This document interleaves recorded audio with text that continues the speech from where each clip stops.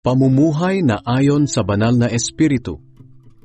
Kaya ngayon, hindi nahahatulan ng kaparusahan ang mga na kay Kristo Jesus, sapagkat sa pakikipag-isa natin kay Kristo Jesus, pinalaya na tayo sa kapangyarihan ng kasalanan at kamatayan sa pamamagitan ng kapangyarihan ng banal na espiritu na nagbibigay buhay.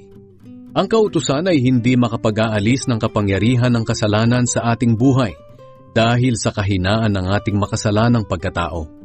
Ang Diyos ang nag-alis nito nang isinugo niya ang sarili niyang anak sa anyo ng isang taong makasalanan upang handog para sa ating mga kasalanan.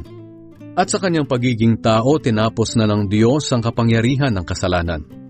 Ginawa ito ng Diyos para ang ipinatutupad ng kautusan ay matupad nating mga namumuhay sa patnubay ng banal na espiritu at hindi ayon sa ating makasalanang pagkatao.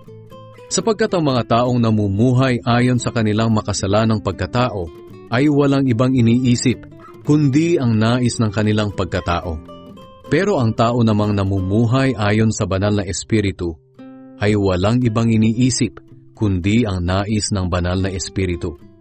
Ang kahihinatnan ng pagsunod sa nais ng makasalanang pagkatao ay kamatayan. Pero ang kahihinatnan ng pagsunod sa nais ng banal na espiritu ay kapayapaan at buhay na walang hanggan. Kalaban ng Diyos ang sinumang sumusunod sa nais ng makasalanan niyang pagkatao. Dahil ayaw niyang sumunod sa kautusan ng Diyos at talagang hindi niya magagawang sumunod.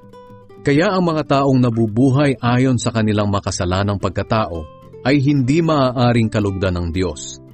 Pero hindi na kayo nabubuhay ayon sa makasalanang pagkatao, kundi ayon sa patnubay ng Espiritu, kung totoong nasa inyo na nga ang Espiritu ng Diyos. Kung wala sa isang tao ang Espiritu ni Kristo, siya'y hindi kay Kristo. Pero dahil nasa inyo na si Kristo, mamatay man ang katawan nyo dahil sa kasalanan, buhay naman ang inyong Espiritu dahil itinuring na kayong matuwid ng Diyos. At dahil nasa inyo na ang Espiritu ng Diyos na muling bumuhay kay Hesus Kristo, siya rin ang magbibigay ng buhay sa inyong mga katawang may kamatayan. Gagawin niya ito sa pamamagitan ng kanyang espiritong nananahan sa inyo. Kaya nga mga kapatid, hindi tayo dapat mamuhay ayon sa ating makasalanang pagkatao, sapagkat mamamatay kayo kapag namuhay kayo ayon sa inyong makasalanang pagkatao. Pero mabubuhay kayo kung susupilin ninyo ang inyong makasalanang pagkatao sa pamamagitan ng banal na espiritu. Ang mga taong pinapatnubayan ng espiritu ng Diyos ay mga anak ng Diyos. At ang espiritu na tinanggap ninyo ay hindi kayo inalipin upang muling matakot.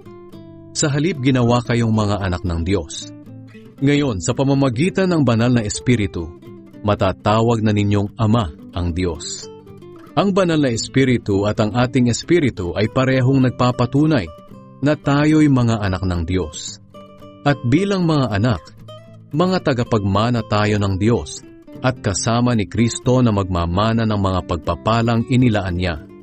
Sapagkat kung magtitiis tayo kagaya ni Kristo noon, darating ang araw na pararangalan din tayong kasama niya.